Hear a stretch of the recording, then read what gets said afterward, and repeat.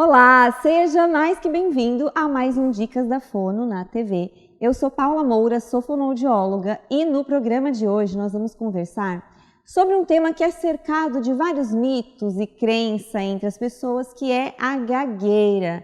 Então nós vamos entender um pouco mais sobre a gagueira, como lidar caso você seja uma pessoa que gagueje ou até mesmo se você convive com alguém que gagueja. Eu não sei se você sabe, mas a maioria dos casos de gagueira começa na infância e pode persistir até a vida adulta. Durante todo esse processo, existem várias coisas que nós podemos fazer, tanto para amenizar a gagueira, quanto para ajudar as pessoas que encontram esse desafio na comunicação. No programa de hoje, eu vou fazer o quadro de Fono Responde, respondendo as principais dúvidas que eu recebo sobre gagueira.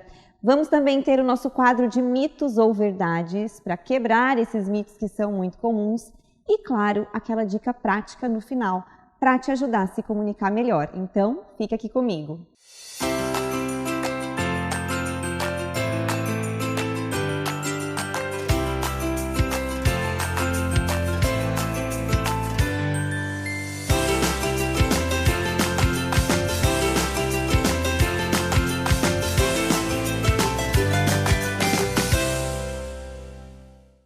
E para falar sobre gagueira, nós precisamos falar também sobre a principal manifestação da gagueira, que são as disfluências. Esse nome pode parecer esquisito, mas se você encontra alguém gaguejando na sua frente, você logo percebe, essa pessoa gagueja. Por quê? Por causa das disfluências. As disfluências são nada mais nada menos do que as interrupções no fluxo da fala. Então, uma fala fluente é aquela que não tem interrupções, que a pessoa não hesita, não repete, não bloqueia. E quando ela apresenta essas interrupções, ela apresentou uma disfluência. Mas o que talvez você não saiba é que as disfluências são de dois tipos diferentes. Elas podem ser típicas da gagueira, que são aquelas mais distrativas, que nós olhamos e falamos, essa pessoa realmente gagueja. E elas podem ser comuns à fala de todo falante. Então, o que eu tenho para te contar agora é que ninguém é 100% fluente. E eu sei que muitas pessoas que gaguejam buscam essa fluência perfeita, essa fala sem interrupção alguma, mas isso não existe. Mesmo as pessoas que se comunicam muito bem apresentam algumas disfluências na fala e elas fazem parte do nosso discurso, da organização da nossa fala. O que não pode é que elas quebrem o raciocínio, que elas quebrem palavras, e é isso que eu vou explicar agora para você. Qual é a diferença de uma disfluência comum a todos os falantes para uma disfluência típica da gagueira, que sugere aí um diagnóstico e que essa pessoa vai precisar de ajuda. Então vamos lá, eu vou mostrar para vocês agora quais são as disfluências mais comuns na fala das pessoas. E são elas as hesitações. Hesitações são pausas que nós usamos enquanto estamos organizando o pensamento. Então eu vou falar e hesitei, estiquei o meu i para pensar o que eu ia terminar de dizer.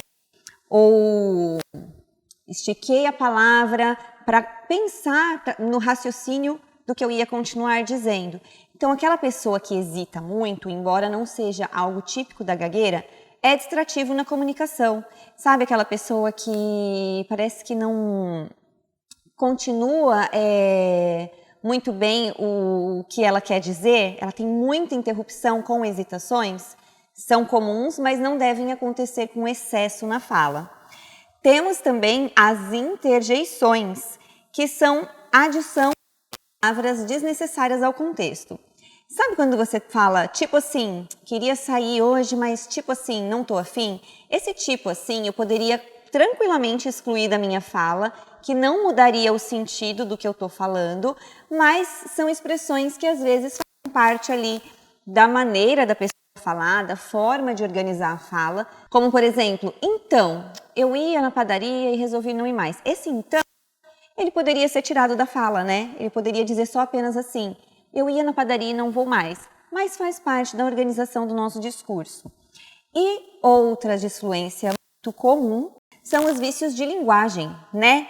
Tipo assim, sabe? Aquelas palavras que a gente repete com frequência e que também não fazem falta no discurso, caso a gente tire, Então, os vícios de linguagem que a gente tem que evitar, que sejam muito repetitivos, para não ser distrativo na comunicação, mas isso aparece na fala de todo mundo. Eu aposto que você aí de casa já teve um professor que falava muito né, que falava muito então.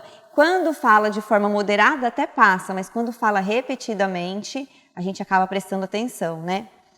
E agora, as disfluências típicas da gagueira, ou as disfluências gagas. Quais são as principais? São as repetições, os bloqueios e os prolongamentos. As repetições aparecem nos sons ou nas sílabas das palavras. Por exemplo, eu vou falar casa e eu falo casa. Eu repeti a sílaba K. Isso é bem típico da gagueira. Ou eu repito só o som, casa. Eu repeti só o som do C, casa. Isso também é um tipo de repetição frequente na fala de quem gagueja. Os bloqueios são interrupções silenciosas. E de repente ela explode com aquela fala na boca. Então, ela vai falar casa, ela diz casa. Então, se ela a palavra lá na garganta e de repente a palavra sai de uma vez. Isso são bloqueios, também muito presentes na fala de quem gagueja. E os prolongamentos são sons que se estendem por uma duração de tempo maior do que o normal. Então, por exemplo, se eu vou dizer família, eu falo família, eu estiquei o som do F. Se eu vou dizer sapo, eu falo sapo, eu estiquei esse som do S. O que é muito comum de acontecer? As pessoas associarem a gagueira às falas com repetição. Então, como as repetições são as mais comuns, quem fala casa, mememeu, logo mesmo uma pessoa leiga olha e fala, ela está gaguejando. Já os prolongamentos e bloqueios nem sempre são identificados como gagueira. Às vezes a pessoa não faz muitas repetições, mas bloqueia muito, prolonga muito, e aí as pessoas ao redor percebem que tem uma dificuldade de fala, mas não sabem dizer muito bem qual é. E provavelmente trata-se de uma gagueira também. E aí, como eu falei para vocês no começo do programa, a gagueira acontece, na maior parte das vezes, lá na infância. E o que você precisa estar bem atento é, quando a criança começa a repetir, se essas repetições ou esses bloqueios e prolongamentos são mais típicos da gagueira, como eu ensinei aqui agora, se eles persistem e vão piorando com o tempo, se a criança tem incômodo ou vergonha para falar, com medo de gaguejar, todos esses são sinais para buscar ajuda. Pode acontecer também da criança, nesse início de desenvolvimento de fala e linguagem, ali dos 2 até os 5 anos, ela apresente alguns sintomas de gagueira e eles passem sozinhos. Mas você tem que ficar atento. Se está ali 8 semanas ou mais apresentando esses sintomas e você percebe muita dificuldade, força para falar, tensão, vergonha, evitação das situações comunicativas, já vale buscar uma fono para essa criança. E como a gagueira é cercada de muitas dúvidas e muitos mitos, eu reuni as perguntas mais frequentes que eu recebo lá no meu Instagram. Inclusive, se você ainda não me acompanha por lá, comece agora, @Dicas da Fono, vai ser um grande prazer ter você comigo por lá. Me manda uma mensagem, diz que você chegou aqui pelo programa. E agora eu vou responder para vocês as perguntas mais frequentes que eu recebo lá no Instagram sobre gagueira. Vamos então para o nosso quadro de Fono Responde e a primeira pergunta que eu vou responder é: minha filha de 3 anos repete muito as palavras. Isso é gagueira? Bom, vamos lá. Eu expliquei anteriormente sobre as disfluências e as repetições, elas são sim sintomas de gagueira, mas geralmente na gagueira a repetição acontece em partes da palavra, em sílabas ou em sons. No caso de repetir as palavras, a menos que seja uma repetição de várias vezes a mesma palavra, por exemplo, ela falou tapete, tapete, tapete, repetiu 3 ou mais vezes essa palavra, isso é característico da gagueira. Quando ela repete até 2 vezes a mesma palavra, pode ser um sintoma que faz parte ali do desenvolvimento normal de fala, principalmente nessa idade de 3 anos. Mas é importante observar todos aqueles aspectos. Ela apresenta disfluências do tipo gagas também, ela apresenta força, parece que faz força para falar, tensão, ela evita situações comunicativas ou parece ter vergonha de se comunicar. Se tudo isso você respondeu que sim, já vale buscar uma avaliação fonoaudiológica. Caso contrário, observe se esses sintomas vão melhorando e se melhorar, ótimo. Se não melhorar, vale buscar a fono também. Agora, gente, a pergunta que não quer calar. Gagueira tem cura? Essa é disparada a pergunta que mais chega para mim. Então, o que eu digo é o seguinte: nós não falamos em cura porque a gagueira não é uma doença, ela é uma condição que afeta a comunicação. Então, quando a pessoa procura um tratamento fonoaudiológico, nós vamos trabalhar para que ela diminua significativamente a ocorrência das disfluências típicas da gagueira, para que ela trabalhe também toda a sua comunicação corporal, os gestos, a postura, a expressão, para se comunicar melhor, mesmo que a gagueira ainda apareça de vez em quando. Então, principalmente nos adultos, é possível fazer esse trabalho e pode ser que a gagueira continue acontecendo, só que ela vai diminuir essa frequência e ele vai usar outros artifícios de comunicação para que essas disfluências não se sobressaiam ao conteúdo do que ele está dizendo. Então, gagueira não tem cura, tem tratamento para que a pessoa consiga se comunicar muito bem, apesar de acontecer de gaguejar de vez em quando, sim. E eu expliquei aqui no início do programa, né? Nós precisamos também sempre pensar que não existe ninguém 100% fluente. Então, às vezes, uma pessoa que gagueja almeja esse 100% de fluência e a gente tem que trazê-la para a realidade. Isso não existe. Todo mundo hesita na fala, todo mundo faz repetições. Isso só não pode acontecer de forma muito frequente e repetitiva para roubar a importância do conteúdo da sua fala, certo? Vamos para a próxima pergunta, então. É verdade que falar devagar resolve a gagueira? Vamos lá, falar devagar é uma das coisas que podem ajudar, mas o tratamento da gagueira ele é muito individual, ele é muito específico. Eu já atendi, por exemplo, um paciente que quando eu passava para ele alguns exercícios de diminuir a velocidade de fala, ele gaguejava mais. Então, isso vai ser muito individual. A maioria das pessoas que gaguejam se beneficiam sim de falar mais devagar, de diminuir um pouco a velocidade de fala, aumentar um pouco a duração das vogais das palavras, para conseguir coordenar melhor também a respiração e a fala, mas isso não é uma regra universal. Então, por isso, é sempre muito importante passar por avaliação, para saber o que funciona para você. E a última pergunta, que também vem com frequência. Adultos também podem tratar a gagueira? Sim, podem e devem. Eu preciso ser sincera que quanto mais nova é a pessoa, principalmente no início ali da infância, do desenvolvimento de fala, e busca um tratamento, as chances de remissão da gagueira, ou seja, de diminuir significativamente as disfluências típicas da gagueira, são muito maiores do que quando a pessoa busca esse tratamento depois de adulto. Porém, adultos se beneficiam absurdamente da intervenção, porque nós trabalhamos a comunicação como um todo. E esse é o primeiro ponto que, enquanto fonoaudióloga, eu gosto de mostrar para quem busca esse atendimento. A comunicação vai muito além da fala. Então, nós vamos trabalhar sim a fala para diminuir essa gagueira e essas disfluências, mas nós vamos trabalhar a comunicação como um todo, porque isso vai impactar super positivamente em como você vai se portar, em como as pessoas vão te perceber e vai diminuir bastante o impacto que as disfluências têm na sua fala, mesmo quando elas aparecem de vez em quando, certo? E se você quer participar do meu quadro aqui do Fono Responde, vou falar mais uma vez. Começa a me seguir lá no Instagram, @dicasdafono, manda sua pergunta lá, eu abro caixinha direto, pode mandar lá no meu direct também, que quem sabe você vem participar comigo aqui no quadro de Fono Responde do programa, certo? E por falar em tratamento da gagueira, é importante eu te dizer também que nem todo fonoaudiólogo sabe tratar gagueira, sabe trabalhar nessa área. Quem é o fonoaudiólogo que sabe? Aquele que é especialista na área da fluência ou que tem bastante experiência nessa área.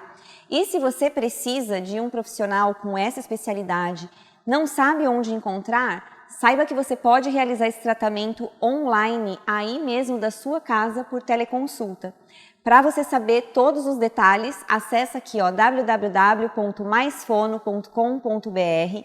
Lá no site tem todas as informações e tem também um WhatsApp que você pode entrar em contato para chamar o meu suporte que vai te auxiliar aí no agendamento. tanto do tratamento para gagueira, quanto de qualquer outra dificuldade que você ou a sua criança apresentem na comunicação. E agora nós vamos para aquele quadro onde nós aprendemos brincando. É o nosso Mitos e Verdades. Então vamos lá, agora eu vou fazer uma afirmação e você deve me dizer se é mito ou verdade. Vamos lá então, mito ou verdade número 1. A gagueira é causada por nervosismo ou ansiedade. E aí, isso é mito ou verdade? Tempo para você responder. Eu já ouvi muita gente dizer, ele gagueja porque ele é ansioso. E aí, é mito ou verdade? Isso é mito! Muita gente acredita nisso, mas a verdade é que a gagueira é uma condição neurobiológica. A criança já nasce com uma predisposição para gaguejar e aí existem diversos fatores ambientais, hereditários, genéticos que vão influenciar nessa gagueira. Mas a ansiedade e o nervosismo não são a causa dela. Embora as pessoas que gaguejem geralmente se sintam ansiosas ao ter que falar justamente por medo de gaguejar. Então, o nervosismo e a ansiedade não causam gagueira, mas a gagueira pode sim ser a causa dessa ansiedade na hora de se comunicar. Mito ou verdade número 2. Crianças com gagueira devem ser corrigidas ao falar. E aí, é mito ou verdade? Tempo para você me dizer. E aí, se a criança gaguejou, será que eu devo corrigir a fala dela e dar o modelo correto? Isso com certeza é mito. Imagina aí comigo, a criança vem te contar. Mamãe, mãe, eu tirei 10 na prova. E aí, ao invés de você focar no 10 que ela tirou na prova, você foca na palavra que ela gaguejou. Não é mamãe, é mamãe. Vai, fala direito. Pronto, você tira toda a vontade dessa criança de se comunicar. Ela vai se sentir frustrada e vai se sentir com medo nas próximas vezes em que ela tiver que falar algo, medo de gaguejar. Então, o ideal é que você termine de ouvir até o final e você dê mais valor ao conteúdo do que à forma da criança falar. Mito ou verdade número 3. A gagueira é hereditária. E aí, é mito ou é verdade? Tempo para você me dizer. Esse com certeza é verdade, existe um histórico muito forte de gagueira na família das pessoas que gaguejam. Então, a predisposição para uma pessoa gaguejar quando ela tem pessoas na família que gaguejam é muito maior. Então, a hereditariedade faz parte, sim, do quadro de gagueira. Mito ou verdade número 4. Pessoas que gaguejam têm dificuldades cognitivas, têm dificuldade de raciocínio. E aí, será que isso é mito ou verdade? Diz pra mim.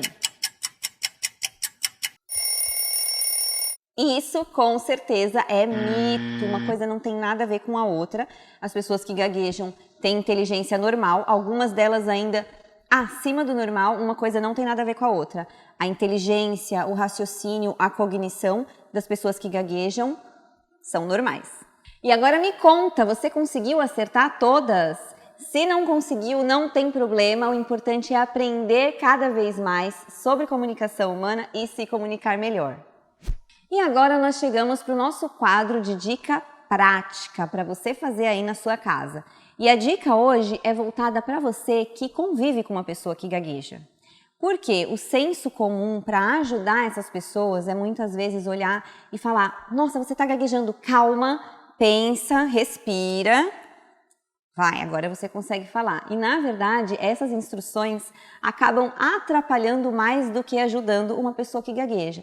Primeiro porque sim, elas estão respirando, elas não pararam de respirar para falar. E aí quando você dá essa instrução, você mostra que aquela fala está incomodando. E aí a pessoa se sente ainda com mais dificuldade para poder retomar o raciocínio e falar. Então, o que você tem que fazer é simplesmente ouvir até o final e prestar mais atenção no conteúdo e responder de forma natural. Eu sei que isso é desafiador, porque às vezes nós nos sentimos um pouco constrangidos também naquela situação. Então, mantenha o olhar nos olhos dessa pessoa, escute o que ela tem a dizer até o final e siga com o diálogo até ela concluir o que tem a dizer. Isso serve tanto para adultos quanto para crianças, mas se você tem uma criança e está gaguejando aí, vale a pena você reduzir a pressão de tempo, não ficar pedindo para ela falar várias coisas ao mesmo tempo, perguntar várias coisas de uma vez para ela responder tudo em sequência. Pergunta uma coisa de cada vez, acelere o mínimo possível o dia a dia dessa criança, porque quanto mais ela se sentir acelerada, maiores são as chances dessa gagueira piorar.